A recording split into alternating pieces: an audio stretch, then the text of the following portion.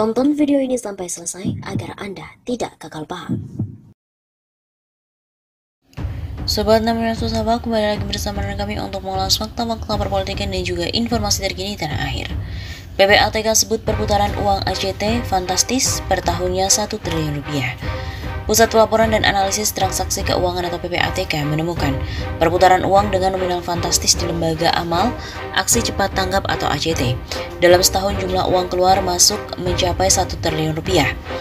Terkait dengan dana masuk dan dana keluar dari entitas tersebut pada periode yang dikaji oleh PPATK, itu nilainya memang luar biasa besar, jadi sekitar 1 triliunan rupiah. Ujar Kepala PPATK Ivan Yustiavandana kepada wartawan Rabu 6 Juli.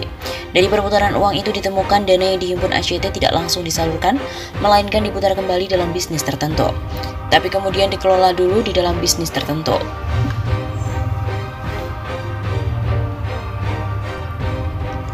Di sini tentunya ada revenue, ada keuntungan. Nah, ini PPATK terus melakukan penelitian. Kemudian ada juga aliran dana yang mengarah ke perusahaan senilai 30 miliar rupiah. Bahkan disinyalir perusahaan itu milik pendiri lembaga amal itu. Misalnya ada satu entitas perusahaan yang ada dalam waktu 2 tahun melakukan transaksi dengan entitas yayasan tadi ACT itu lebih dari 30 miliar rupiah. Ternyata pemilik dari perusahaan tadi terafiliasi dengan pengurus dari entitas yayasan tadi. Saat ini PPATK membekukan sementara 60 rekening milik lembaga amal Aksi Cepat Tanggap ACT. Puluhan rekening itu berada di 33 penyedia jasa keuangan atau bank. Pembekuan itu dilakukan karena hasil penelusuran sementara aliran dana yang diterima ACT dari masyarakat tidak langsung disalurkan sebagai donasi, melainkan dikelola secara bisnis untuk menghasilkan keuntungan. ACT merupakan lembaga kemanusiaan yang mengumpulkan donasi untuk membantu sesama yang terkena bencana atau musibah. Diketahui ACT merupakan lembaga kemanusiaan yang mengumpulkan donasi untuk membantu sesama yang terkena bencana ataupun musibah.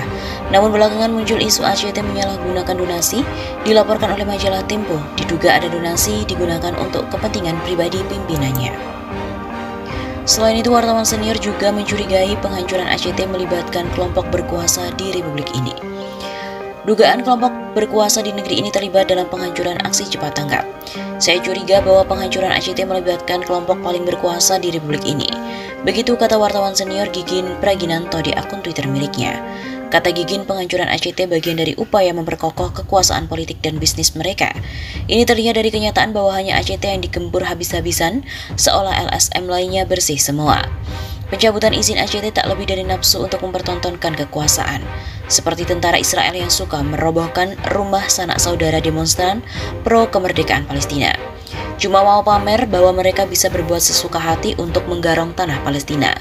Sebelumnya, Kementerian Sosial telah mencabut izin penyelenggaraan pengumpulan uang dan barang atau PUB oleh Yayasan Aksi Cepat Tanggap tahun 2022. Pencabutan izin itu menyusul adanya dugaan pelanggaran peraturan yang dilakukan oleh Yayasan ACT. Pencabutan izin ACT itu tertuang dalam keputusan Mensos RI nomor 133 sekian tanggal 5 Juli tentang pencabutan izin penyelenggaraan pengumpulan sumbangan kepada Yayasan Aksi Cepat Tanggap di Jakarta Selatan yang ditandatangani oleh Menteri Sosial ad interim Muhadjir Effendi pada 5 Juli. Dalam keputusan itu, izin pengambilan dana dan barang oleh ACT dicabut karena pertimbangan adanya indikasi pelanggaran terhadap peraturan pemerintah.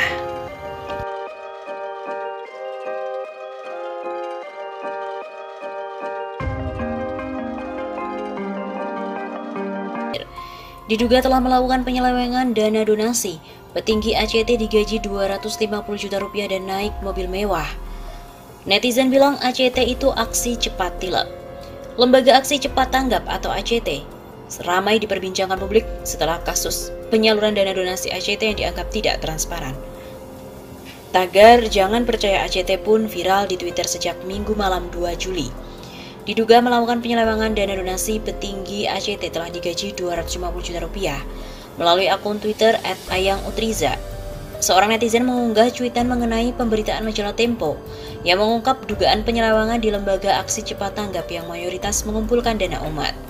Sering ditegaskan agar di Humas Polri, Kemenkumham RI, dan Kemendagri membongkar dana ZIS yang dikumpulkan Aksi Cepat Tanggap yang diduga dikirim ke LSM teroris dan untuk memperkaya pribadi. Dan kemudian 2 cabut izin ACT, tangkap pengurusnya dan sita semua uang ZIS ACT, kembalikan ke umat via Kemenak RI. tulis akun Twitter tersebut. Netizen juga berharap agar dilakukan tindakan tegas oleh Polri, Kemenkumham, dan Kemendagri terkait penyelewengan dana yang dilakukan oleh lembaga ACT. Bahkan ACT diduga mengirimkan dana ke teroris dan untuk kepentingan pribadi memperkaya para petinggi. Diketahui gaji para petinggi ACT bahkan mencapai 250 juta rupiah yang dinilai tidak masuk akal. Pegiat sosial media Eko Kuntadi melalui akun Twitternya menyampaikan bahwa gaji petinggi mencapai nilai fantastis yakni 250 juta per bulannya. Gaji CEO 250 juta per bulan, level tengah bisa 80 juta rupiah sebulan. Fasilitas kendaraan Alphard atau Fortuner, semua hasil mengepul sumbangan. Tulis akun Twitter itu. Akun Twitter @miduk17 juga mengungkapkan daftar gaji para petinggi dan anggota lembaga aksi cepat tanggap ACT setiap bulannya. Yang pertama, pendiri Ahyudin 250 juta rupiah. Yang kedua, senior vice president 200 juta rupiah. Yang ketiga, Vice President 80 juta rupiah. Yang keempat, Direktur Eksekutif 50 juta rupiah. Selain itu, kendaraan dinas yang digunakan adalah kendaraan mewah melalui hal itu adalah Pajero Sport, Toyota Alphard, dan juga CR-V. Netizen yang geram pun membuat plesetan dari singkatan ACT, tagar di Twitter tidak lagi menyebutkan lembaga ACT sebagai aksi cepat tanggap, alih-alih diubah menjadi aksi cepat tilep. Selain itu juga PPATK mengungkapkan adanya transaksi ACT yang pernah masuk ke organisasi teroris. Pusat Pelaporan dan Analisis Transaksi Keuangan PPATK mengungkapkan ada indikasi transaksi lembaga kemanusiaan aksi cepat tanggap atau ACT dengan aktivitas terorisme. Terkait indikasi ini, PPATK telah menyerahkan penelitian transaksi keuangannya kepada lembaga terkait seperti Densus 88 Polri dan juga Badan Nasional Penanggulangan Terorisme atau BNPT. Kepala PPATK Ivan Yustiavandana saat dihubungi oleh wartawan pada Rabu 4 Juli menyampaikan bahwa indikasi itu perlu didalami oleh aparat penegak hukum yang berwenang, perlu pendalaman oleh penegak hukum terkait. Di sisi lain, Bareskrim Polri sendiri telah mengambil langkah penyelidikan terkait dengan dugaan penyelewengan dana masyarakat oleh ACT. Kadif Humas Polri Irjen Dedi Prastyo mengatakan pihaknya masih mendalami dugaan masalah itu, oleh karenanya Dedi belum bisa menyampaikan hasil penyelidikan awal ini. Presiden ACT Ibnu Hajar mengungkapkan kronologi pemecatan Ahyudin yang menjadi polemik. Menurut dia, pihaknya tidak memecat mantan petinggi ACT itu tanpa alasan. Dia mengaku para pemimpin di pusat dan cabang ingin memperbaiki kekurangan lembaga. Beliau menandatangani surat pengunduran diri atas permintaan para petinggi. Ujarnya di Gedung ACT Jakarta Selatan Senin 4 Juli. Ibnu juga menjelaskan para petinggi ACT memberikan masukan terkait kondisi lembaga kepada Ahyudin. Menurutnya, Ahyudin berbesar hati untuk mengundurkan diri pada Januari 2022. Kami bersyukur dengan lapang dada Bapak Ahyudin menandatangani surat pengunduran diri. Dengan demikian, dia menyebut tidak ada perselisihan apapun terkait mundurnya Ahyudin. Menurut Ibnu, pihaknya telah menyepakati pengunduran diri Ahyudin sebagai pemimpin ACT. Jadi pemberitaan soal gonjang-ganjing pemecatan Ahyudin tidak benar. Sebelumnya, polemik terkait dengan dugaan penyelewengan dana masyarakat di ACT yang diungkap sebuah majalah mingguan.